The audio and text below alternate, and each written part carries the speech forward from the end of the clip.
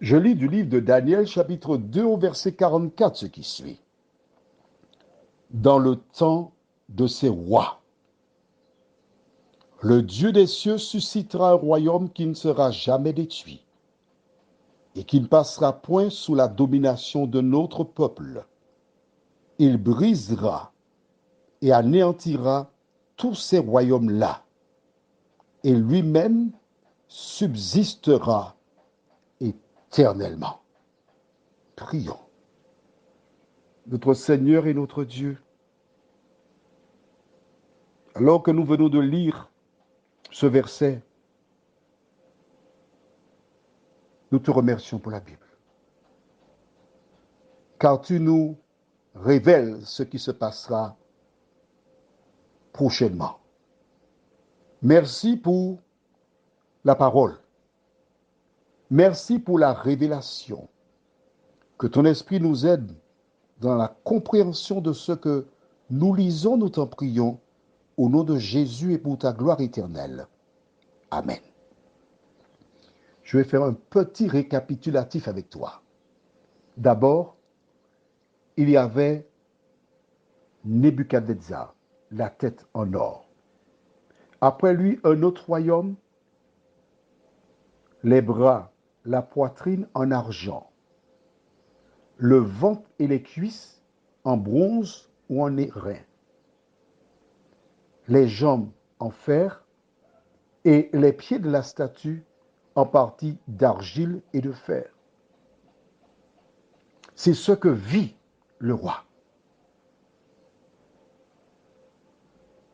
L'Éternel révéla ce rêve à ce roi. Mais afin de placer un conseiller compétent à ses côtés, il permit que ce dernier oublie. Ainsi, il démontra que les magiciens, astrologues, enchanteurs, quimboiseurs, bocors, trompeurs, couillonneurs, voleurs, tout ce que l'on veut, soient démasqués. Il nettoya la place afin d'introduire Daniel, la lumière du monde, à ses côtés.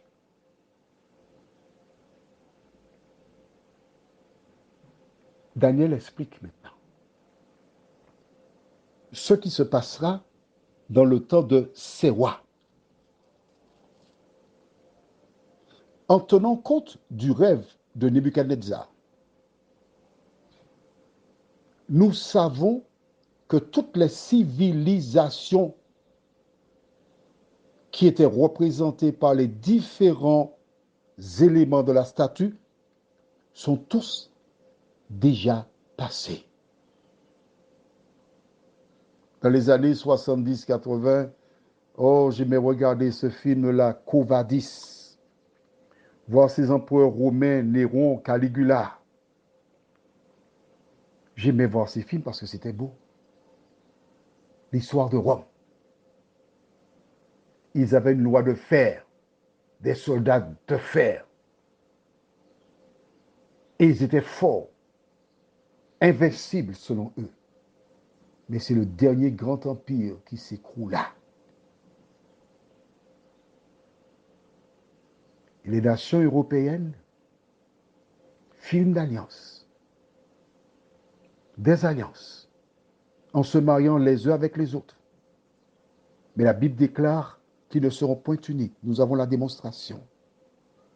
Et dans le temps de ces rois, Dieu suscitera un royaume qui ne sera jamais détruit, qui ne passera point sous la domination de notre peuple.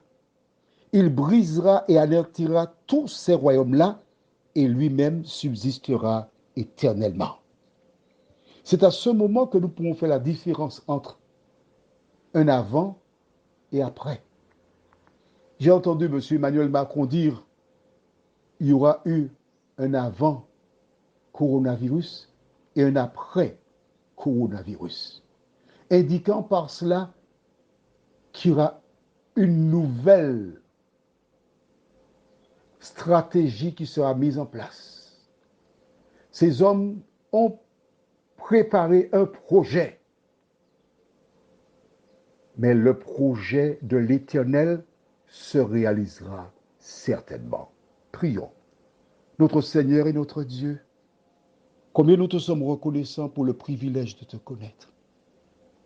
Beaucoup de personnes qui découvrent aujourd'hui l'histoire de la statue de Daniel comprennent mieux pourquoi des gens lisent la Bible, comprennent mieux pourquoi les gens sont attachés à la Bible.